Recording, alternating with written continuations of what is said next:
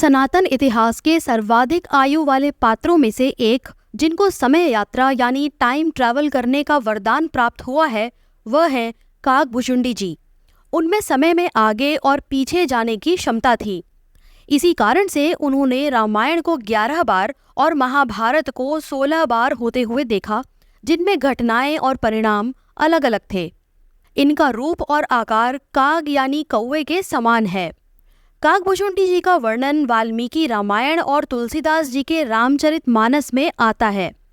सबसे पहले इनका वर्णन तब आता है जब देवी पार्वती ने महादेव से श्री राम की कथा सुनने का अनुरोध किया था।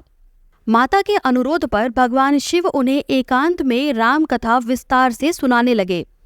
देवताओं के लिए भी दुर्लभ उस कथा को वहां बैठे हुए एक कौवे ने सुन लिया। भगवान शिव द्वारा कथा सुने जाने पर उसे श्री राम के सभी रहस्यों सहित पूर्ण कथा का ज्ञान हो गया।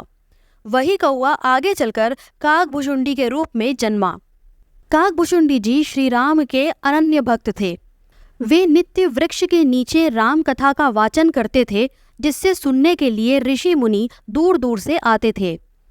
उनकी कथा में ऐसा आकर्षण था कि एक बार स्वयं महादेव काकभुशुंडी के मुख से राम कथा सुनने के लिए हंस के रूप में उस वृक्ष के निकट रुक गए थे। काकभुशुंडी के मुख से श्री राम की कथा सुनकर महादेव अत्यंत प्रसन्न हुए और उन्हें इच्छा मृत्यु का वरदान दिया, ताकि वह युगों युगों तक इसी प्रकार राम कथा का वाचन करते रहें। महादेव उनसे वही राम कथा जो उन्होंने स्वयं माता पार्वती को सुनाई थी, सुनकर तृप्त मन से कैलाश को लौट गए। जो कथा स्वयं महादेव के मुख से निकली हो, उसे स्वयं महादेव को ही सुनाने का सौभाग्य केवल काकभुशुंडी जी को ही प्राप्त है।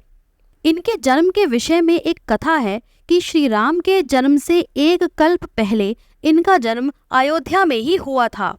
ये महादेव के अनन्य भक्त थे और इस भक्ति के अभिमान में वे अन्य देवताओं की निंदा करते थे। एक बार यह उज्जैन गए और एक ब्राह्मण की सेवा कर अपना जीवन बिताने लगे। वे ब्राह्मण भी महादेव के अनन्य भक्त थे, किंतु वे कभी भी श्री हरि विष्णु की निंदा नहीं करते थे। उनके समक्ष एक बार काकभुशुंडी जी ने भगवान शिव की तुलना विष्णु से करते हुए भगवान विष्णु की निंदा कर दी। श्री हरि की निंदा सुनकर भगवान शिव अत्यंत क्रोधित हुए और उन्होंने आकाशवाणी द्वारा काकभुशुंडी को धिक्कारते हुए कहा कि रे अधम, तू स्वयं को मेरा भक्त कहता है, पर तुझे यह भी ज्ञात नहीं कि हरि और हर में कोई भेद नहीं है।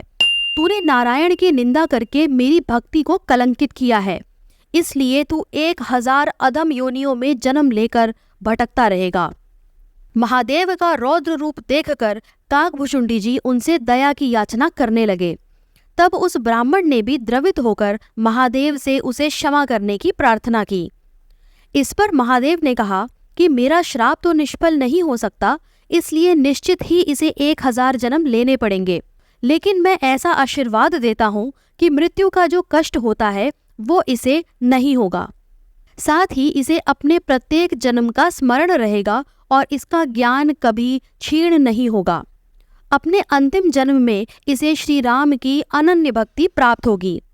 महादेव के वचन अनुसार काकभुशुंडी का पहला जन्म सर्प यानी सांप के रूप में हुआ। उसके बाद वे जिस भी योनि में जन्म लेते, उन्हें बिना कष्ट ही मुक्ति मिल जाती थी। साथ ही महादेव के आशीर्वाद के कारण उन्हें अपने पिछले सभी जन्मों का पूर्ण स्मरण रहता था।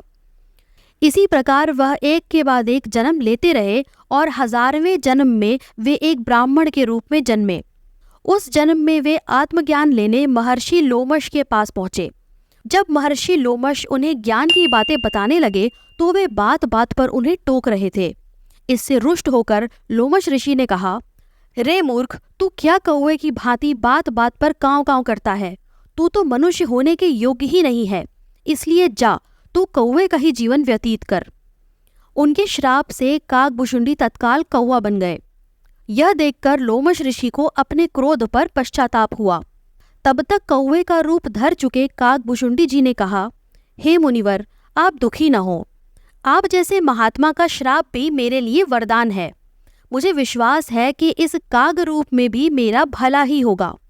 यह कहकर काकभुशुंडी जी ने लोमश ऋषि को राम कथा सुनाई। उनका ऐसा संयम देखकर और श्रेष्ठ राम कथा सुनकर महर्षि लोमश बड़े प्रसन्न हुए और उन्हें इच्छा मृत्यु का वरदान दिया और साथ ही उन्होंने उन्हें राम मंत्र भी दिया। राम मंत्र मिलने से उन्हें अपने काग रूप से प्रेम हो गया और वे इसी रूप में नित्य राम कथा का वाचन करने लगे। रामायण में एक ऐसा प्रसंग आता है जब विष्णु जी के वाहन गरुड़ को श्री राम के विष्णु अवतार होने पर संदेह हो गया था।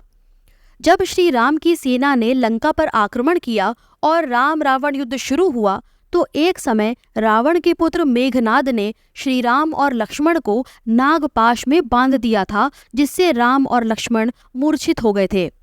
इससे पूरी सेना में हाहाकार मच गया। तब जामवंत जी ने बताया कि इस संसार में कोई भी राम और लक्ष्मण की रक्षा नहीं कर सकता। केवल भगवान विष्णु के वाहन गरुड़ ही हैं जो सर्पों के नागपाश से उनकी रक्षा कर सकते हैं। यह सुनकर बजरंगबली हनुमान जी पवन वेग से उड़कर पक्षीराज गरुड़ के पास पहुंचे और उन्हें स्थिति से अवगत कराते हुए उनसे सहायता की प्रार्थना की। जब गरुड़ ने यह सुना कि श्री राम और लक्ष्मण अचेत हैं तो वे तुरंत हनुमान के साथ चल दिए। गरुड़ ने अब तक श्री राम के बारे में केवल सुना था और विष्णु ने उन्हें यह बताया था कि श्री राम उन्हीं के अंश हैं। तब से ही गरुड़ के मन में श्री राम के दर्शन करने की इच्छा थी।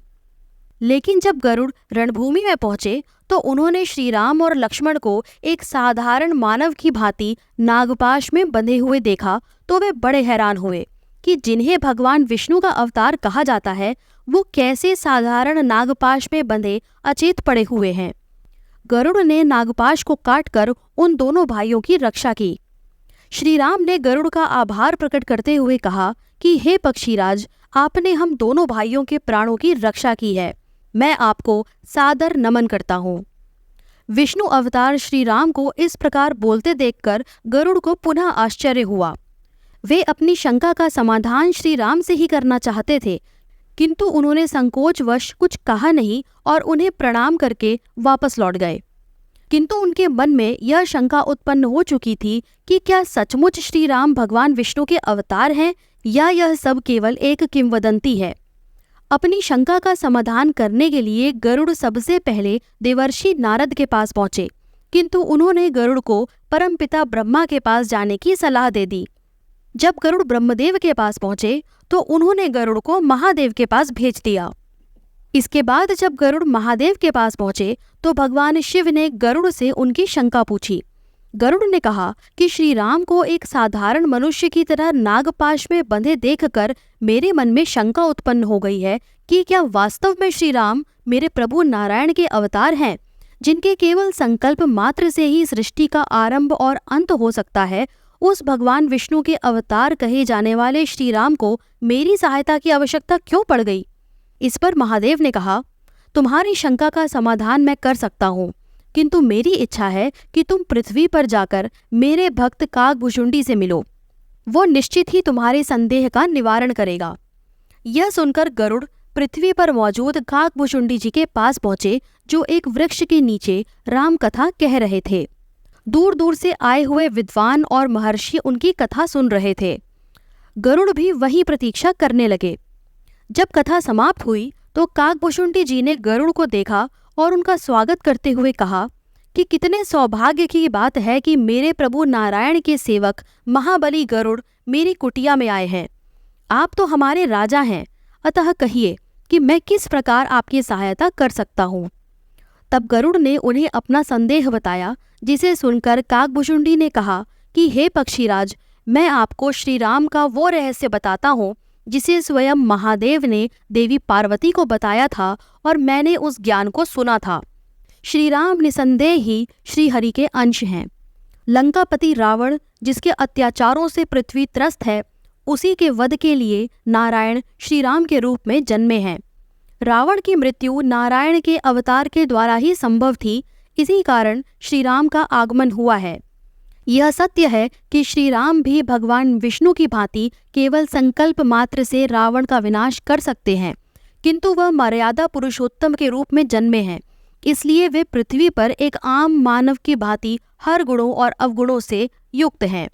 यही कारण है कि श्री राम भगवान विष्णु के अन्य अवतारों से अलग मनुष्यों के सर्वाधिक निकट हैं और उनके लिए एक आदर्श हैं। आपको जैसी शंका हुई है, ऐसी ही शंका मुझे भी श्री राम के बचपन में हो गई थी। अपनी शंका के निवारण के लिए मैं बाल रूपी श्री राम के रोटी के टुकड़े को लेकर उड़ गया। तब श्री राम ने मुझे पकड़ने के लिए अपने हाथ को बढ़ाया। मैं उस रोटी के टुकड़े को लेकर तीनों लोगों में दौड़ता रहा, पर श्री राम ने अपने हाथ का ऐसा विस्तार किया कि मैं उनसे पीछा न छुड़ा सका।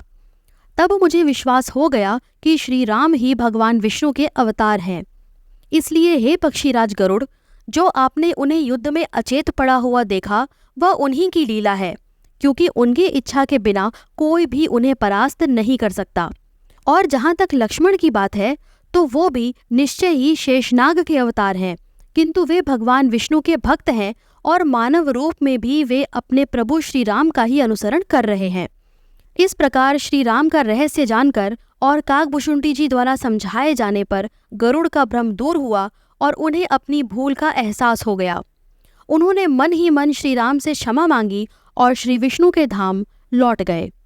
इस प्रकार युगों युगों तक काकभुशुंडी जी श्री राम कथा का वाचन करते रहे और अपनी इच्छा अनुसार समय आने पर इस लोक से विदा हुए। काकभुशुंडी जी का उल्लेख एक अन्य पुस्तक योग वासिष्ठ में भी देखने को मिलता है, जिसमें उन्होंने कथाओं के माध्यम से मल्टीवर्स, थ्योरी ऑफ रिलेटिविटी और होलोग्राफिक थ्योरी जैसे कई विषयों को समझाया है। इस टॉपिक से रिलेटेड वीडियो आपको साथ दिए गए आई बटन में मिल जाएगी। आशा है आज की ये वीडियो आपको पसंद आई होगी। एक प्यारा सा कमेंट करके चैनल को सब्सक्राइब करना ना भूलें और हर वीडियो के लेटेस्ट अपडेट के लिए बेल आइकन को ऑल पर सेट करें। मिलते हैं अगली वीडियो में एक अन्य विषय के साथ। नमस्कार। जय महाकाल।